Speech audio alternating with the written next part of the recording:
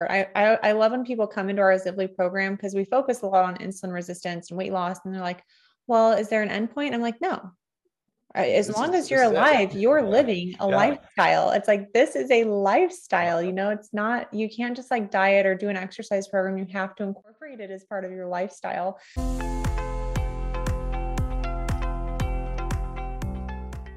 Hey everyone, welcome back to the Reshape Your Health podcast.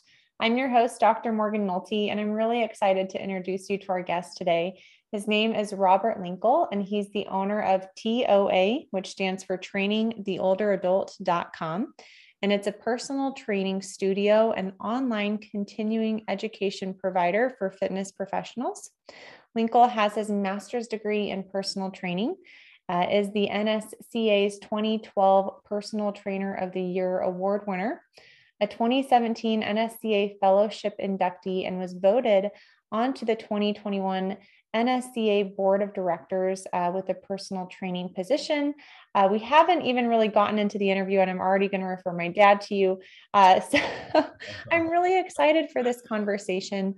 And you Me have such too. an interesting personal story that no one would guess just looking at you. You're kind of like the picture of health today, but we'll get into that. So tell us kind Yeah, of how you got absolutely. into this realm of training the older adult and what is your personal story there? Because Sure.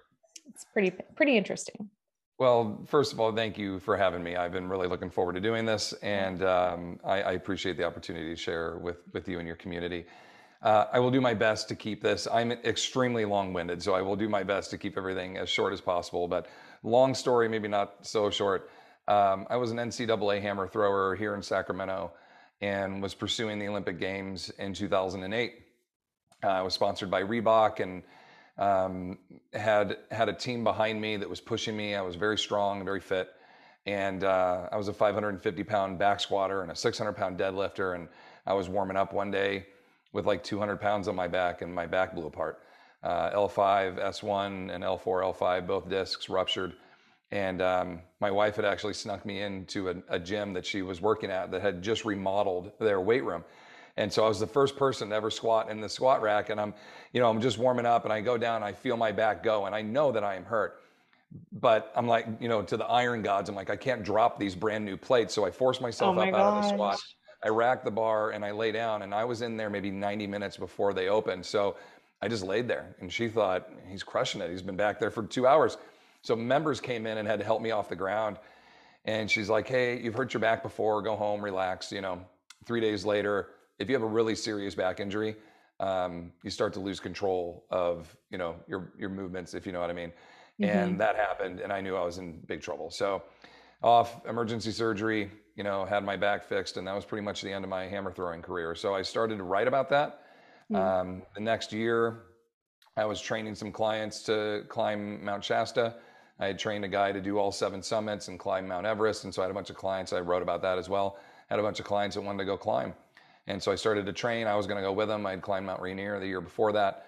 And I thought this would be cool. And 2 weeks before, we're eating lunch together, and I cough, and my hands are covered in blood. And I go to the doctor, and he goes, oh, let's get you an x-ray. Normally you get an x-ray, and it's a couple of days before they call you or send you the results. I was just going over the overpass, leaving the hospital, and they called and said I had to come back. So I did a bronchoscopy up my nose and found my left lung full of a carcinoid tumor. I mean, 80% of it. So I was scheduled for surgery, and while my team was up climbing Shasta, I had my lung taken out. Mm-hmm. Had a rib removed, had my lat severed. It was something. So 9 months later, I go in for a checkup, and they find another tumor in my thyroid. So I have my thyroid, my parathyroid, all that taken out. So those 3 years back to back were pretty rough. The whole Yeah. time I wrote about this. And so as I shared those experiences, more older demographic clientele started to come to work with me. And before I knew it, I had, mostly 30 and 40-year-old clients to start. Most of my clients were in their 60s. And then other trainers started to come to me to ask me to help them. They didn't know what to do. They didn't know how to do it. They didn't want to hurt them. So they're like, how do we do this? And I answered that same question so many times. My wife and I made a course, and TOA was born. And so I had a couple of good years. And a few years later, my hips pretty much wore out. And I had arthroscopies on both hips, just kind of cleaned out my labrums. And they go, man, you need hip replacements. So 2016, I had both my hips replaced. And Left you're one young. dislocated. Yeah, I'm 36 at the time, Yeah. 41 now. So left one dislocates a day after having it done. Oh, They no. relocate it 7 times. It pops out, pops back in, finally they go, we got to do a full revision. So I had my entire left hip redone, and second time, poor cup placement, basically, where the socket goes. And the next year I had a hernia repair. The next year, my ligament in my wrist blew out, and I had ganglion cyst and tendon issues and stuff. So I've had 14 surgeries. But through all of this, I steal this line from Tony Robbins: life is not happening to me, it's happening for me. Yep. And that's something that my wife and I, and she's, BRCA2, breast cancer, ovarian cancer positive. So she's had surgeries to help deal with that, and knee issues and other things too. So between the two of us, we've had a lot of opportunities to connect to our demographic, to connect to our clientele, to research. We're obsessive. I am specifically obsessive with this and trying to learn as much information as I can to deliver it to my people. And it goes two ways: to my current clientele, about 50 clients that I get to work with weekly. And then I've got about 200 trainers that are in our programs that train with me, that all work with older adults. And then we have TOA affiliates. We have 9 TOA affiliates across the US that basically their facility looks like this one. And Cool. we send the programming and coach them and do all that. So that's my long, short story, if you will, Yeah. of my background and what got me into working with older people.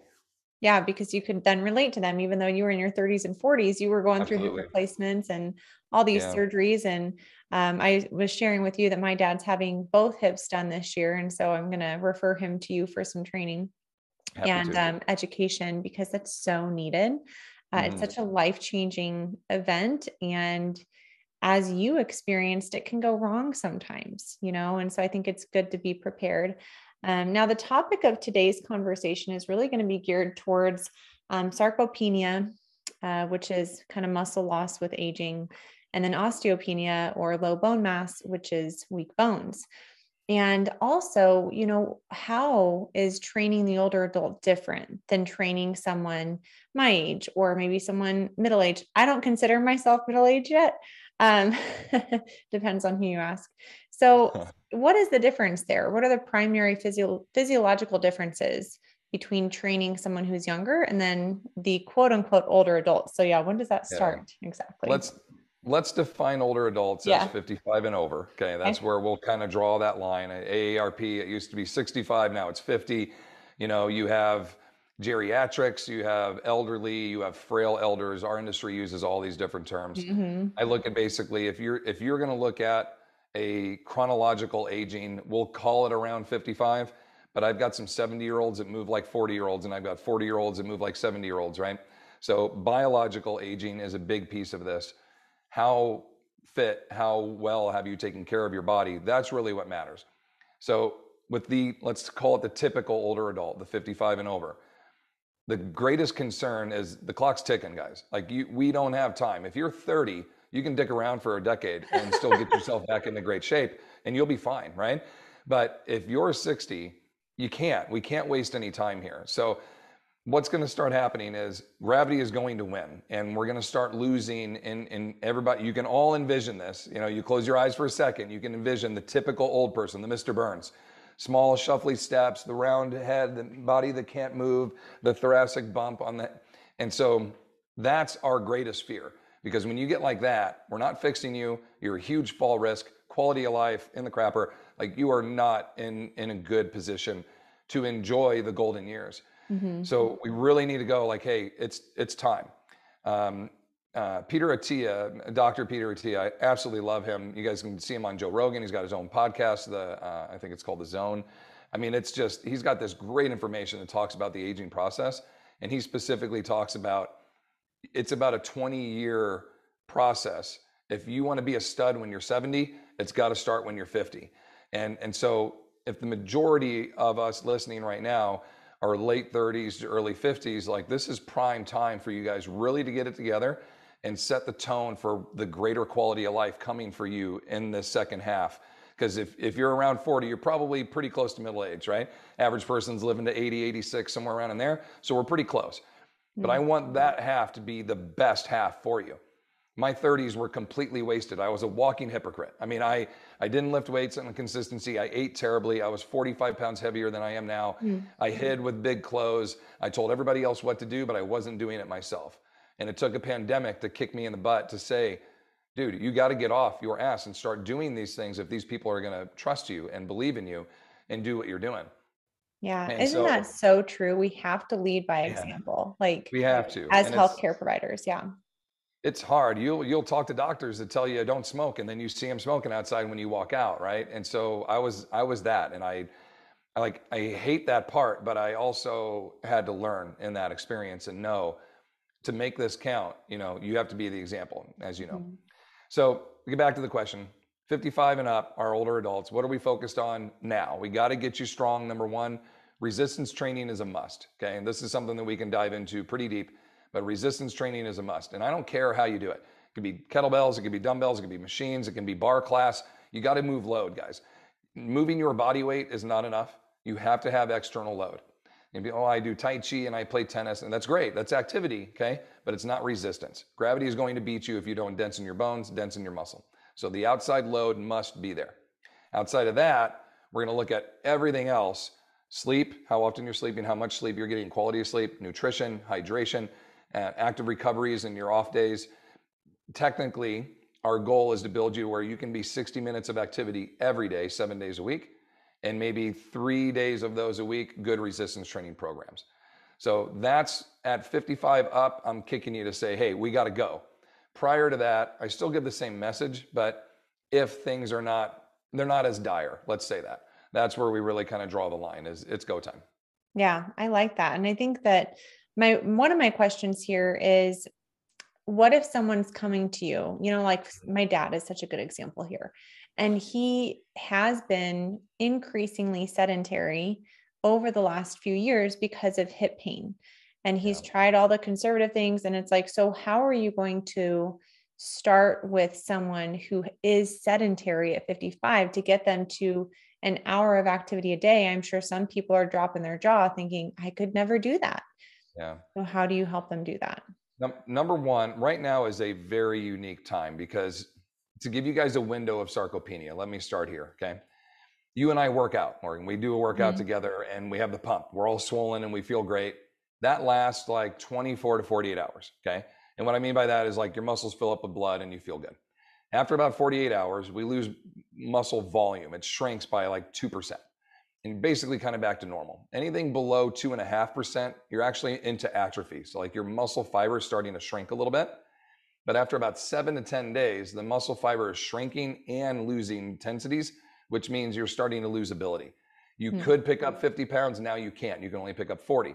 That's the difference between atrophy and sarcopenia, is now you're losing function.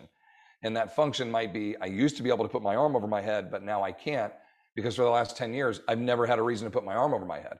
So if we know that can happen in as little as 14 days, we just went through a 2-year, for many people, stay-at-home order, right? And folks that were not exercising it. So sarcopenia is probably at its worst right now than ever. And then you take somebody who has an injury and just went through that, and it's even worse, because it hurts. It hurts me to go out and try to do this. So what is the answer to that question? Number one is you have to be proactive with addressing the limitation.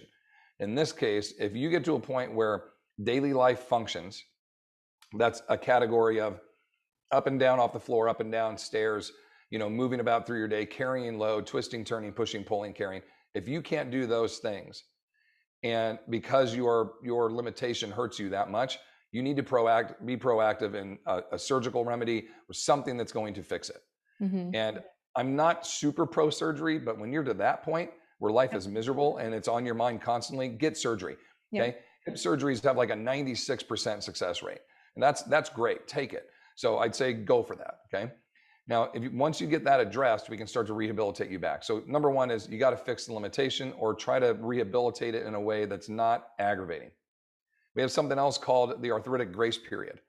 The arthritic grace period is a 2 to 12 week period in which people with arthritis in a joint, if they start resistance training or just start moving load on a regular basis, you're going to flare that arthritis up. Okay. We have arthritis in our hands. We start to lift weights. They're going to get aggravated. But if I can manage it, if I can just do enough every day where I get the benefit of resistance and I get a little flare up, but I can handle that, and I can get between 2 and 12 weeks, what will happen on the other side of this, 97% success rate, I will reduce pain. I will increase quality of life, increase dexterity. You can't heal arthritis, but you can improve it.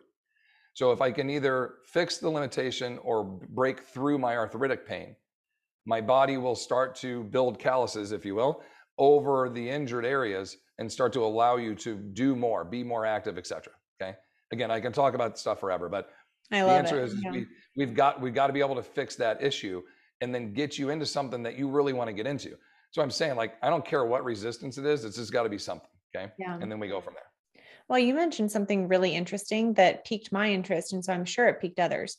When we hear sarcopenia, we think older adult. And Yeah. you're saying, no, no, no. It's Oh, actually no. just 14 days or so of inactivity. Yep. So nationwide, and this was like 2018 information. So we haven't had enough of a gap from March 2020 to now to be able to show. Usually sarcopenia is tested in 3-year blocks nationwide. So we were just about to get one and then this happened. And so we weren't able to get current data, but it's coming. Okay. So as of 2018, anywhere between 24 and 54% of our country has sarcopenic issues, meaning they have some type of muscular loss that's affecting their abilities to move like they used to. That isn't just for 50 and over. That's for everybody. Okay. And the reason they range it from 24 to 54 was it was males and females, and it was older age and younger age. And they couldn't classify if you have just an injury or if you do have pure sarcopenia. Mm-hmm. So it's a pretty big gap. But let's just take on the safe end that a quarter of our country has this, and that's on the average age across the board. Yeah. Just because we're young and gravity hasn't beat us up yet, and we still are pumping testosterone, we're full of estrogen, our bodies are still able to maintain, doesn't mean that we're losing this battle of sarcopenia. Okay, the curve is going to get us. Babies, we got nothing. We're going to build it up, and right around 18 to 35, that's kind of the peak, and then we're going downhill from there. It's just how steep is it going to be? Yeah. Are you going to drastically drop and your life is miserable, or is it going to slowly taper off? But that's the decision. Okay. And it doesn't matter the age. This is a constant life effort. And we have to kind of preserve that by the actions we take now. Yeah, a constant life effort. I love when people come into our Zivly program because we focus a lot on insulin resistance and weight loss. And they're like, well, is there an endpoint? I'm like, no. As long as you're alive, you're living a lifestyle. It's like, this is a lifestyle, you know, it's not, you can't just like diet or do an exercise program. You have to incorporate it as part of your lifestyle. Well, so I wanted to that talk. funny saying. I'm sorry to interrupt, but that's that funny saying of I want to get in shape, and you're like, did we get there yet? It's a constant pursuit. Like, you're always going to be pursuing this. So yeah, you're right. This is a life altering opportunity. You're like, this is how I live now. It's not a 12-week whatever. You know, we're in this. This is permanent. The learning phase may be a 12-week whatever, or that kind of grace period for the arthritis may be a 12-week period. But it's a lifetime commitment to invest in your health. I wanted to talk a little bit more about the muscle atrophy. So you clarified the sarcopenia a little bit as a muscle loss that results in a loss of function, whereas the atrophy, which I think is really important to address. We actually just had a member ask a question. She's like, after I lift weights, I feel like I'm more swollen. And you just clearly explained that. Well, yeah, you have increased blood flow to the muscles. That goes down after a couple of days. But is that why you recommend strength training kind of 3 days a week to keep that muscle building phase up and to reduce the amount of time in atrophy? Yes and no. And so every muscle fiber is different. Like, your pecs and your biceps have different striated fibers than your quads and your hamstrings do. So like, in the world of bodybuilding, when we want to look our best, I'm not saying I'm a bodybuilder, but the person wants to look their best, they'll pump up their upper body, but they don't do anything to their legs. Because the cross-striated fibers of their thighs, when they swell up, your muscularity, like your veininess and all that, it goes away. But in the arms and the chest, it swells up and looks better. And so that's why many of you will train legs and you're like, I can't get into my jeans, my thighs are getting too big. But if you wait 3 days, right, all that goes back and then you can fit into your skinny jeans. It's because those fibers swell up with blood a lot. And that's a good thing. It means you're pushing your musculature, but it doesn't mean they're going to stay that big.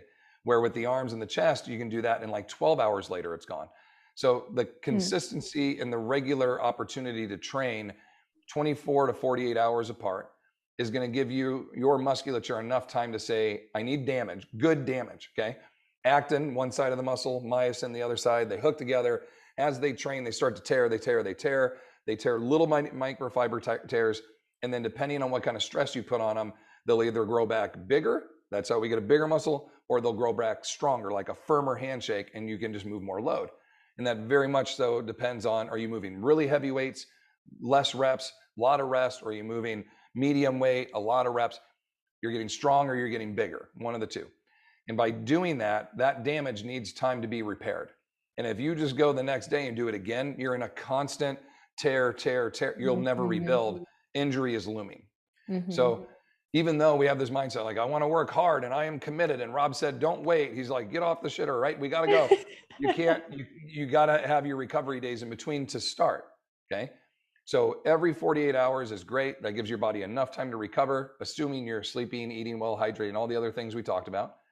If you can get those 3 days in, really it's like 2 days. If you're starting completely green, you're like Tuesday and Friday, give me 72 hours in between. Do that for a month. That's your adaptation phase. Get used to moving weights because you're going to be sore. And after a month, then you can bump it to 3 and I'm good there. Some people, if they're athletically inclined, you're playing tennis or golf or you could do a little bit more, but we want to be active every day. And so if you're going out on bike rides, going swimming, walking, rucking, we were talking about earlier for bone density, which is loaded walking. If you guys can walk, you can ruck. Okay. We have vests, you have backpacks. We have clients that will take their kids' JanSport backpack from middle school, put a couple encyclopedias in it, put it on their back. They get 10 extra pounds and they go for their daily walk. And what that does is places extra stress, 10 extra pounds, every single step. Okay. So when I take 10 steps with that extra 10 pounds in my backpack, that's 100 pounds of pressure that I just put through my body taking those 10 steps. If I'm already walking 3 miles a day, that's 15,000 steps you just took. That's a lot of extra load that your body just got to move, that basically everything except for your arms got to stress benefit under. So when we talk about being active every day, that's what I mean. We don't have to lift weights every day. We just got to be active every day. But I would start with 2 days, do a month, build it to 3, do a month, and then start building in, filling in the gaps with other daily activities that keep you active. Gardening, walking, running if you're healthy. If you're able, go hiking, get a bike, get a Schwinn, go join a class, do whatever. Just be active every day. Yep. But prioritize the strength training. I mean, I tell people that all the time, that you do not get the same muscular benefits as you from tennis or walking or whatever as you do from strength training. Yep. And I love that tip for the rucking because, my dad's getting the hip and the doctor said, you can never run again. You can't do high impact. And I wanted to confirm that with you. And you said, absolutely, that's true. And will you just show people the hip thing that you showed me before we recorded and explain why, if you have a total hip, you want to reduce impact? Yeah, when they do a hip replacement, this little guy, basically not to be gross, but you have your femoral head, okay, that's like this. And so that comes up to your hip here. And then this femoral head is going to go into the acetabular socket and your femur sits like that. And then you have something called the labrum that's in here and it holds it in there. Imagine like a clam, like a muscle clam. And when you try to pry the clam apart, that's what your labrum is. It's like holding that in there. So when they do the hip replacement, most of the time that labrum has been worn away, it's gone. And so the femoral head's just rattling around in here. They cut this off, so that's gone, and they replace it with this guy, okay? And they put that in. And then they carve out the acetabular socket and they put in a cup, and then they take the ball, put that on this guy, and then they pop it into that, and that's what holds your leg together. There is no labrum. And so if I am laying down and I'm asleep and my kids come over and grab my leg and pull on it, my leg will dislocate. Like the only thing holding my leg together when I'm standing up is gravity. Number one, that's pushing in there, and all the muscle I have around it. The clam is gone. All that muscle and that tension from the labrum, it's all gone. So if I'm going to use this guy, and I've got titanium or hopefully not tungsten. Some of you guys, if you have tungsten or if you have cobalt, I strongly encourage you to go back to your doctor and talk about this because there's massive health issues that come about from this, like massive, severe. I don't mean to scare you, but it's big time. So tungsten or cobalt, go check and make sure you're okay. Because people are getting metal poisoning, cobalt poisoning, tungsten poisoning. Because this, if you're doing spin class, is grinding away and they're getting shaves of this into their body. It's super bad news. So this heavy needs to be metal stainless poisoning. steel. Yeah, Stainless steel or titanium is what you need. And once that's in there, these guys are plastic. They're really hard plastic, but the cup and the rod that go down, those are both titanium or stainless steel, and they'll last forever. This guy is what's going to wear away. So if I'm walking, this is easy and it's a piece of cake. But if I'm running, it's getting the slam. It's getting bashed in there and something's going to break or wear away real quick. Okay. So you can run. You can jump. It's just your 20-year hip is going to last you 3 if you do Right. that all the time. Right. And And then you that's need a kind of where revision. that loaded walking comes in that you were talking about. Yeah. Because I you wanted, can stress oh, your go ahead. body, right? Yeah. Yeah. Sorry, go ahead. No, go ahead. You said you can stress your body. Yeah, you can stress your body, not to the point of like a VO2 max of sprinting uphill, but you can work pretty hard. Okay. You could take 10 to 15% of your body weight, which for me would be 20 to 35 pounds. Okay. And if you go find hills, I can max out pretty close on some VO2s just from trucking it uphill. But how much impact am I putting through my hip when I walk uphill and my foot goes just above a level? I'm getting an inch or 2 of impact. Okay, versus when we run or run downhill, you're getting 12 inches of impact plus your body weight times 3, right? I mean, it's just so much more damaging to run. And if you're healthy, it's fine, but you are wearing out stuff. This gives us kind of a way to like, I still want to push and feel athletic, but not destroy my new parts and benefit the rest of my body. Rucking's like the missing link. Once we implemented this, we've had such great results with so many of our people. It's the thing I wish I knew about 20 years ago. We would have done this a long time ago. Yeah. And we haven't talked about that on the podcast. And so I'm really excited for that.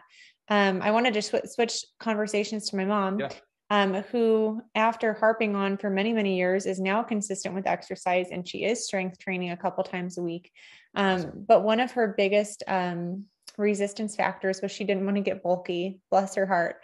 And so you kind of talk about, you said it depends on the load that we're doing and the number of reps that we're doing on if we're going to build bigger muscle or build stronger muscle. And my question to you is, first of all, let's start there. But then I want you to ask, I want you to answer, if you're building bigger muscle, I would assume you're also building stronger muscle. Typically, Right? yeah. So talk me through to that. answer mom's concern, there is no chance that you are going to get bulky. Zero chance. You have no testosterone here unless you're juicing, unless you're rubbing HGH all over your body. My mom's Okay? not juicing. Yeah, if mom's not shooting up and on gear, yeah, I think we're okay. Mom's not juicing. You have zero concern about getting bulky. Okay. Technically, yes. If you have a plant that is unwatered and you water it, it will grow. Okay. And the same can be said for muscle. If muscle has not been trained, if you just start to train it, it will grow a little bit. So yes, you might not have traps, and all of a sudden after a year, you've got some traps. But it doesn't mean that they're going to keep growing until your neck is gone. It just means that the stimulus to that muscle has shown a result. Like, and the plant is a great example because at some point, your mock orange plant just stops at 6 feet. It doesn't keep going and going. It just stops. And it's like, that's my max potential. That's what you will become. Now, if you exceed something along those, like you're pursuing bodybuilding or something like that, nutrition and then just massive amounts of protein and everything and your amino acids and everything else you put in would help you with that. But if you're just eating a normal, pretty clean diet and you're exercising 2 to 3 days a week with resistance and you're staying active the other days, zero concern you were going to get bulky. Okay. Yep. But to answer the question on which is which, if I'm lifting, 5 to 8 reps with a load that won't allow me to do more than 5 to 8 reps, because it's so heavy, I am going to do more tearing of the fiber that is going to require that fiber to grow back with more fibrage. Okay. And that's how you get bigger. That's how you go from an 11-inch bicep to a 13 to a 16 to an Arnold 24-inch, python. Like you eventually get these huge because you're lifting such heavy amounts of load and you're tearing it and it's rebuilding. But if you're using, a moderate amount, I'm not going to say light, but a moderate amount of load, let's say on a 1 to 10, like a 5 or a 6, and you can do 10 to 15 reps and you get a pretty good burn from that, and you can rest about 30 seconds and then do it again, and then rest about 30 seconds and do it again, your binding site isn't going to tear really bad. It's just going to learn to bind harder. And next thing you know, those 10s become 12 and a halves, and those 12 and a halves become 15s, and those 15s become 17s. And then eventually you can curl 20s. And you're like, yeah, but my 11-inch arms are still 11 inches, or maybe they're 11 and a half, but they didn't get huge, but you just got a hell of a lot stronger. Okay. Right. So the binding site is really the key to this. So if we're going to prescribe volume that you don't want to get big, let's say 3 to 4 sets, anywhere between 10 and 15 reps. This is very, very ballpark. And really you can't do any more than 15. We're in a pretty good shape.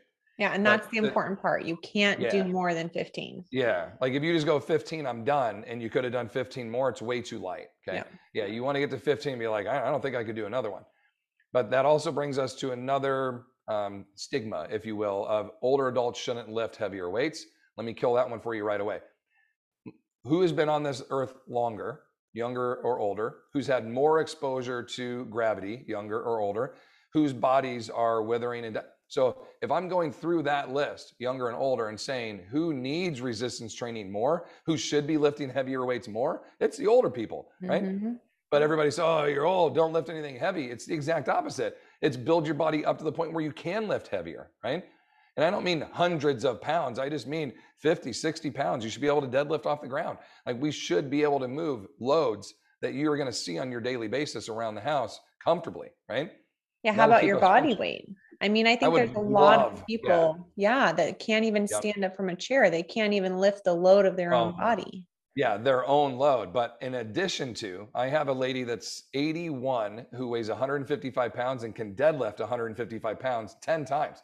Like that's what she's really good at. Susan's a stud. Okay. That's awesome. And like, oh, do we all have to be like that? No, she's just exceptional at doing this lift. But the cool part is she could pick her own body weight up at least once. Like how many of us can do that in this country? About 15%, 1.5. So that's not a lot of people. Okay. And that's across the board. Yeah. So if you weigh 150 pounds, can you pick up 150 pounds?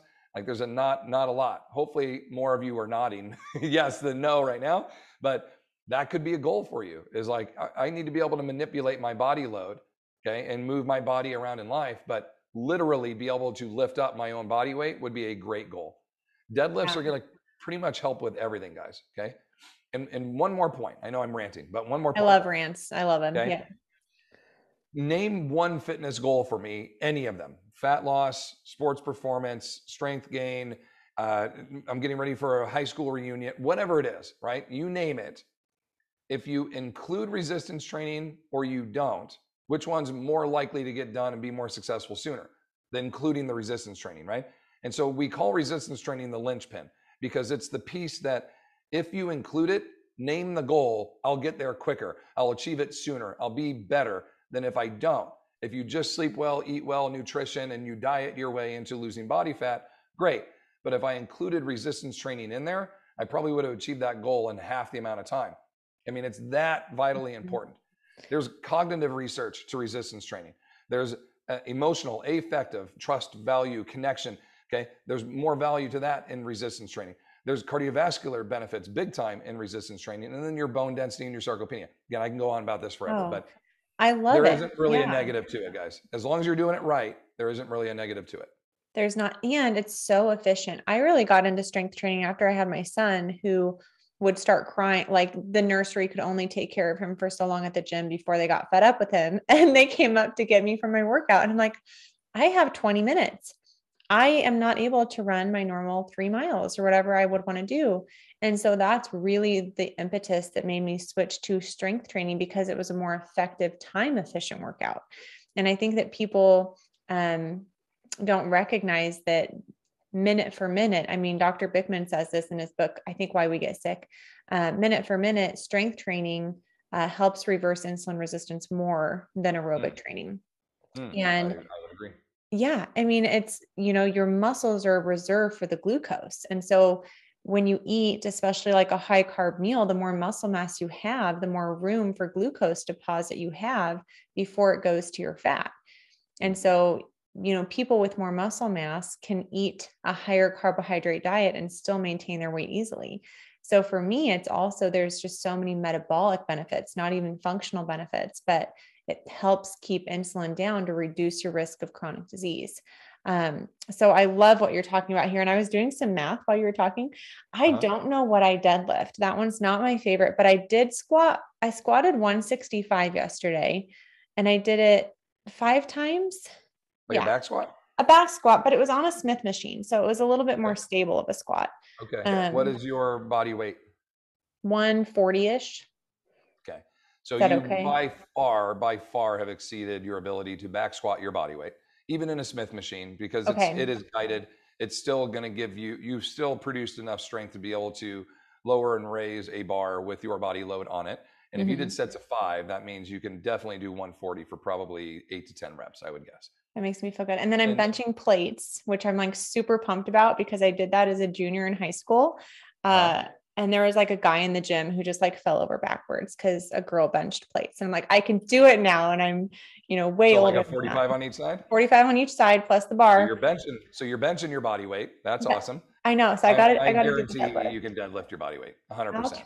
I'll try it. The deadlift is easier in most cases than the back squat. So if you're back squatting it, you could pull it off the floor, no problem. What's so interesting to me though, and I think we should talk about this regarding like what our own dietary patterns are and like what our own habits is. Randomly last summer, I was like, I'm going to try to bulk up. Like I'm a pretty lean person and I do lift weights 2 to 3 times a week. And I do some high intensity interval training. And I've really been able to improve my body composition after 2 kids, even compared to what it was in high school with relatively minimal effort because I'm kind of focusing on the right things finally. And I was so surprised at how slow the process was for me to like bulk up. And I was really surprised at like the volume of food that the food tracking app I was using wanted me to eat. And I thought, wow, this is how my clients feel sometimes. So it can be very frustrating. Speak to that. Yeah. Speak to that. The people that they do want to actually build muscle mass and gain mass from muscle. Cause I have a client right now that I'm thinking of, and she's just done so well. And she's at about 130. And now she's like, I want to build muscle. I actually want to gain some muscle mass here. So what would you recommend for her? Well, right before I go into that, you had mentioned when you said you were pregnant, you had like 20 minutes. We actually have a program that's called EOD 20, which stands for every other day, 20 minutes. And that's like our basic of, if you can just resistance train, I don't care what it is, just do something every other day for 20 minutes. That's the baseline start of like, I just got to get this in. So I just want to throw that out there. I love that. Guys, thank you. Yeah, get your EODs and that's good. Okay. So without seeing all of you, basically I'm judging this based off of your shoulders and your traps of what I can see from you. Okay. I'll give you like a little, I'm pretty strong. There you go. Okay. So it's difficult to see, but you'll take somebody that you have 3 different types of body types typically. And this is very general speaking. Things are much more specific. I can see you in person, this and that. Okay. You have somebody that's built really lean. They're long, they're lean. They don't carry a lot of muscle. And typically this is called an ectomorph. And this individual can produce muscular effort at like a medium to low intensity over and over again forever. They're usually really well endured. So think of your cyclists, like an Lance Armstrong kind of body, your runners, right? Distance runners, mountaineers, like you're not going to see a lot of big bulk on them because that muscle will fatigue, right? So the ectomorph, you might have that frame. You might be saying, yeah, that's me. Your shoulders are small. Your shoulder to hip ratio is basically kind of the same, right? You have a curve to you, but it's just really narrow. So that's an ectomorph. You guys are going to struggle big time putting on weight, no matter what. You have to eat a lot of food. You have to train often and probably harder than the average person will, okay? Then on the other end of that, you have the endomorph. And the endomorph is me, big fat guy, okay? I can put on weight super easy. I'm 240 right now. If you said by midnight tomorrow night, I want you to be 255, I could do that. Oh my gosh. I could eat 15 pounds of load and carry it into a day and a half. I could do that, no problem. But if I'm 255 and you're like, in 2 days, I need you to be 240, no way. I need a week or 2 weeks to like deplete that off of me. To cut that down, yeah. Yeah, fat loss for endomorphs, not easy. We struggle big time, but we can put on mass pretty good. We don't need to eat a whole lot. Training, our response is pretty good. Body will build and tear and fiber pretty well. And then you have the perfect picture, which I think, looking at you, I think you're probably the mesomorph. Okay. I think I'm in the middle. Yep. Yeah, a mesomorph. And there is something as a ectomeso, like there's one in the middle of that. And then there's a meso-endo. There's one in the middle of that. But basically, you have your ectos really skinny, well endured. Your endos bigger, can move more load, but not a whole lot of endurance. And then you have your mesomorphs. Mesomorph, think of all your CrossFit athletes. They're kind of the mecca of I'm as conditioned as I can be, and I'm as strong as I can be, and I can kind of meet that in the middle. That is the mesomorph. Now, of the conditioned CrossFit athletes, you'll see ones that are more endo and more ecto, of course. It's the strategy of training that they've put in that has helped them build that frame. But they've kind of peaked the two abilities. Are you more endurance or more strength? And they found the best of both of those. But if they stopped doing one and just focused on the other, obviously that would increase. They could improve their endurance if they Yep. didn't lift as often, or vice versa. Okay. Yep. So first thing to answer the question, again, very long-winded, is to find out what frame you are. What are you? Are you an ecto, endo, or a meso? Mm-hmm. And then, not to get too deep into it, but this can even come all the way down to your blood type of what type of food you should be putting in, how often. Some people are built to fast and they should be taking 12 hours and they should be fasting when they train. Others should not. Some people should be doing high protein and high fat and minimal carb, because the carb feeds how hot their body runs all the time. You can see I'm already red, just pumped up talking to you right here. I run hot all the time. So based on that and different blood types, you have different types of food that will help cool you, but that will also help your body regenerate and rebuild. So there's a lot to this to try to figure out how often should I be eating, what should I be eating, and then what type of program should I get into.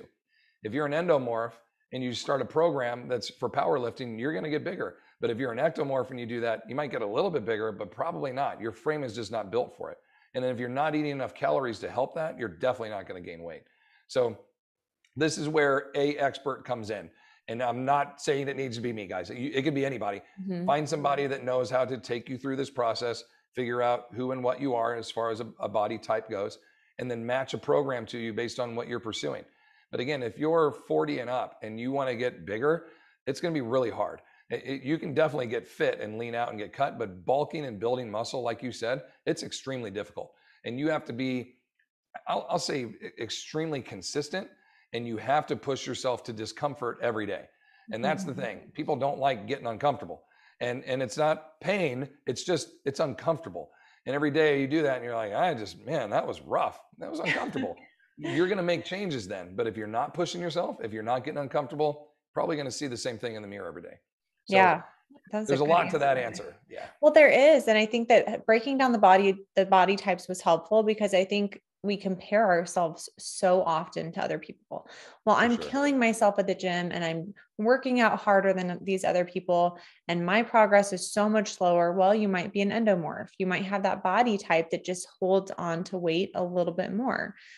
Or vice versa. Like I have the specific woman that I'm talking about, the 130, she wants to bulk up. She's probably an ectomorph. She's really worked on those endurance activities. And so just to have that understanding that it's going to be a little bit more challenging for me to build muscle, or it's going to be a little bit more challenging for me to cut weight, I think can help people have a little bit more grace and patience with themselves on that front. Completely right. Yeah. My wife will come to me and like show me a picture of someone, and she's like, why can't my legs look like this? I'm like, you're 5'9". She's 4'9". like she's very, very tiny, and she's a power lifter. Like that's why her legs look like that. She's put 20 years into this, and you're an endurance runner, right? But she's also looking at you going like, why can't I run a mile in 7 minutes, right? And you can do that 26 times. And so it's like that kind of thing is you got to go with what your body is kind of built for. Like I'd love to look like Schwarzenegger did in the 80s, but my body frame won't do that, but others can. Right? There's going to be things that your body is built to do well. And a lot of times you guys don't even know it, right?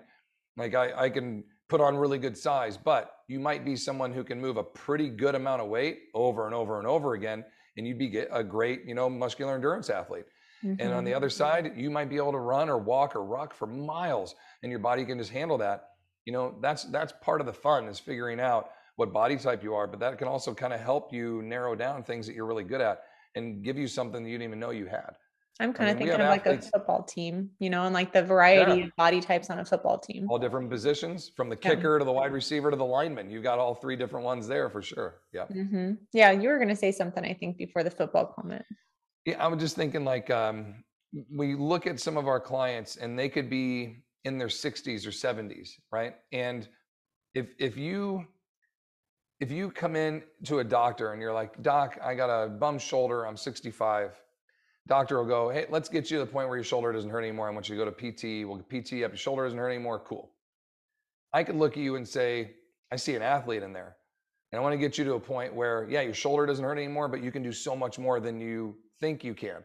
And even at 65, You might figure out you're a great endurance runner. You might figure out you like paddleboard. You might figure out you like tennis, right? Like finding something that your body can excel at. It gives us a reason to do all the uncomfortable stuff, because you're like, I freaking love tennis. I'm enjoying this so much, but I started at 65. And you guys can find stories like this all over the place, right? Yeah. Especially the senior Olympics. Like we go to the track and field senior Olympics every year. So much fun. Okay. So much fun to see people. And they're like, set a new world record at 81. And they're like, when did he start running? And they're like 79. That's And you're like, 2 years? The guy's been doing this for 2 amazing. years. And then you find out they were 250 pounds. They lost 100 pounds, and they got down to their healthy BMI, and they just set a world record for the 80 to 85-year-olds. Like that kind of thing, guys. We're all athletes. We all have an athletic ability inside us. You just need to train it to get there and find what you're into, right? And it doesn't have to be at a high level. It can just be done recreationally for fun. But that gives you the purpose to train, the purpose to go out and do things. It's just like anything else. So wanting to retire at a certain age and go to college when you're young, like you have these goals and these intentions that you want to train for. This can be a big part of it. So if you're feeling stuck and you're like, am I having a midlife crisis? Like, we get to those parts where like, I need to spice things up. You don't need a new haircut. Don't go buy a Miata. Like you don't need something new. Look for this new change that you can have in yourself and try to go find this. Hire your person, figure out who you are, what you are, body type wise, and make that change. And once you get there, like we talked about, it's not a little thing that you're just going to start and you'll end. This is your new life effort, right? And you'll love it. You'll love the new you. I mean, it's you've seen this with your muscle change. We were talking about it a little bit before we went on. And once you're like, this is permanent now, I'm not going back. Okay. Yeah. I don't want to wear my fat jeans anymore. Like this is me. And I'm going to do everything I can to maintain this, because you fall in love with that new effort you put in and you want to keep doing this. Again, I'm ranting, but.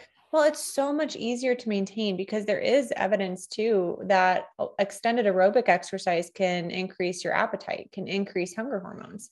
And I don't feel that with strength training. So if I do a heavy aerobic exercise, I might get hungry half an hour later.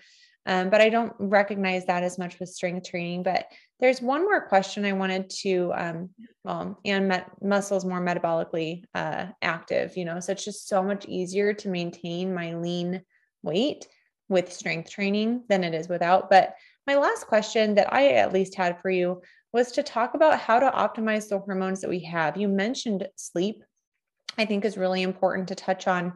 We have declining estrogen, we have declining testosterone and growth hormone as we age, which makes bulking up, which makes building muscle harder, if not impossible, obviously, to get bulky, but we can get strong.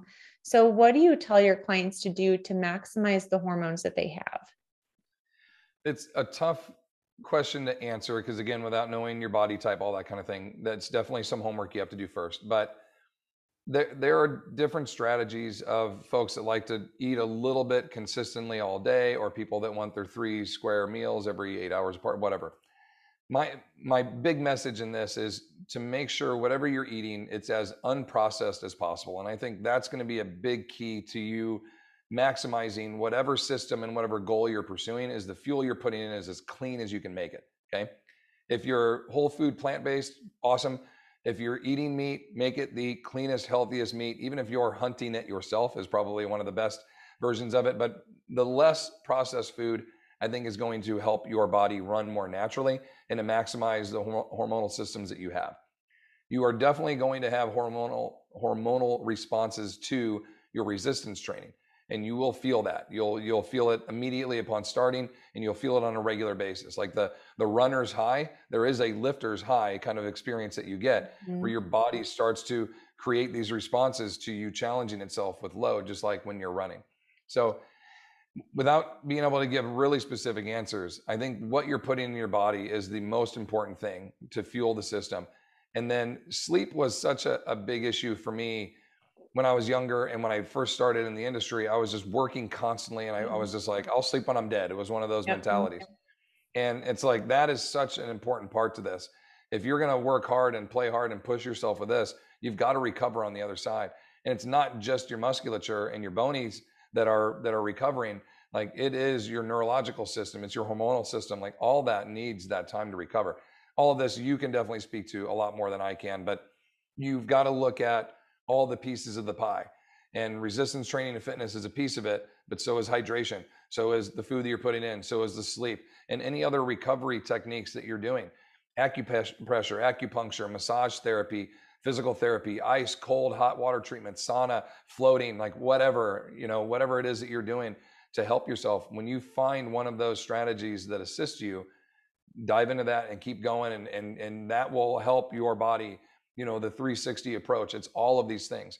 We can be great in one area and you're shooting yourself in the foot on the other because you're not sleeping enough or you're not eating properly. You're not going to train your way out of a bad diet. You're not going to train your way out of a unrecovered and unrested body. These are all big pieces to it. So I think I would defer that answer to you. That would be the small piece that I would contribute to it. Yeah. You could definitely speak to it better than I could. I was just thinking that your growth hormone really spikes when you sleep. And so missing out on sleep, you're missing out on the hormonal bursts and the rejuvenating bursts that we get with sleep. But then also just kind of recharging that willpower, on chronic sleep deprivation, we don't necessarily feel like making the healthiest choices all the time. And so I think sleep kind of recharges that willpower battery, if you will, that we have more mental clarity and focus. I read a book this week. It was really good, called Essentialism. If you haven't read it, I highly recommend. And he talks about the importance of sleep. And there was a study that he quoted in there that pulling an all-nighter. So think of a new parent, think of me building my third website and I'm like, it has to be done. I'm going to stay up all night and do this. Well, that gives you the mental clarity or decision-making process, whatever you want to call it, of a BAC, a blood alcohol content level of 0.1. Oh, wow. Yeah. So one all-nighter equals a blood alcohol level cognitive capacity of 0.1. And then that's the equivalent of 7 nights of 4 to 6 hours of sleep, or 4 to 5 hours of sleep. So the people that are I'll sleep when I'm dead, what they're not realizing is they're really kicking themselves in the foot for their cognitive health and for their physical health. And so I really wanted to just highlight the importance of rest and recovery. And one of my favorite ways to do this, my top strength is achiever. So resting is actually pretty hard for me to do, especially mental rest. So I've reframed it in my mind and I say, I'm exercising my parasympathetic nervous system.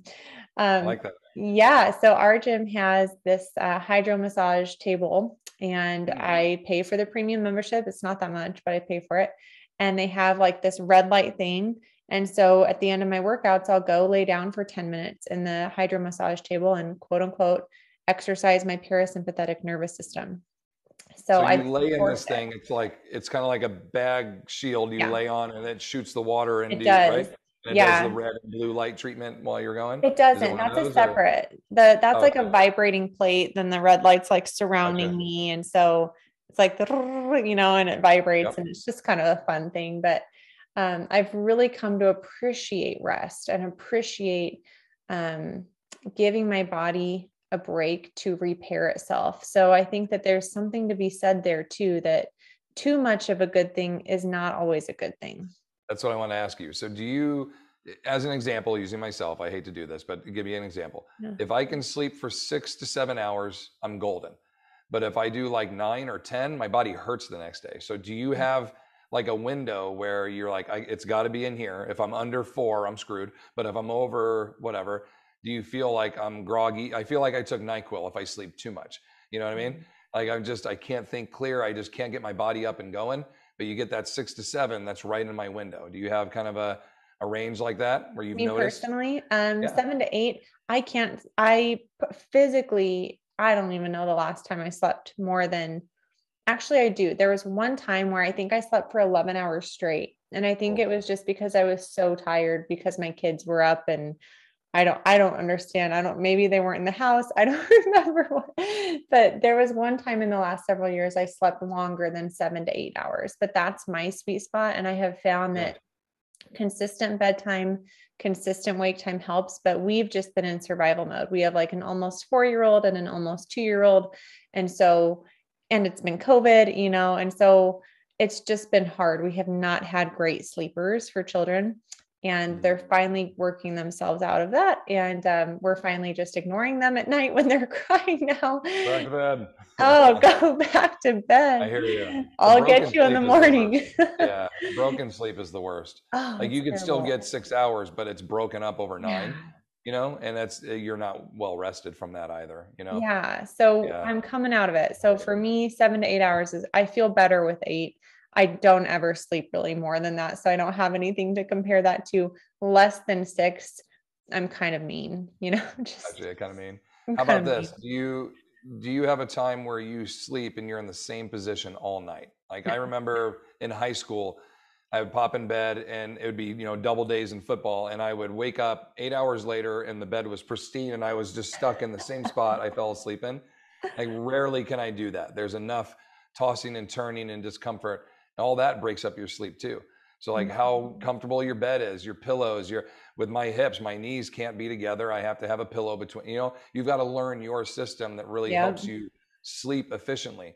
Do you need to be cooler and have one of those beds that blows the cold air on you, but your husband likes it warmer, so he wants this side, the beds that adjust and the firmness, like all that. We have so many cool things now that can help you maximize this, right? Yeah, that's true. You Yeah. see how important sleep is.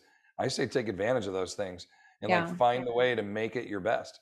And You for know, me, the blue light blockers help so much. The I amber agree. colored blue light blockers, I put them on probably like an hour before bed or after sunset. And my husband made so much fun of me. He's like, those are so nerdy. And I'm like, I don't care because they help me. And now he wears them too. That's your But blade blue blockers. I I love do. it. And he won't put them Yeah, on until like, I don't know, half an hour before bed. Because if he does, he knows he's going to get too tired to watch our TV show. gotcha. Because they work too well for him. So, anywho, if someone's like listening or watching and they're struggling with sleep and you're not already wearing, I like the Spectra 479 ones, I think is what they're called. Something like that, Spectra, and they're amber and they're just fantastic to help with sleep. And you can also do, I have the nighttime app or the nighttime Yep. option on my phone where at like 4 o'clock, it switches my blue light, my screen off that blue light. It does the yellow illumination. Yep. And I know that it's not as good as those glasses, but it definitely helps. It It contributes to does. that quite a bit. And I put that on all day. So like all of my devices all day are always on night shift. So that's the tip. So Yeah, anyways, take it Rob, this easy. has been a Thanks, lot of everybody. fun. We could probably talk a long time. I could talk forever. So I would I love to appreciate come back. If you guys had anything you were like, let's hear more about that or anything in the future, it would be my absolute pleasure to come back. I think you're fantastic and I love what you're doing and all the content that you put out. I've been able to dive into the last couple of weeks since getting to know you and have you ask me to come on here. And I really appreciate it. Everybody watching, thank you for spending some time with me and giving me an opportunity to share with you. If there's anything I can do for any of you, please let me know.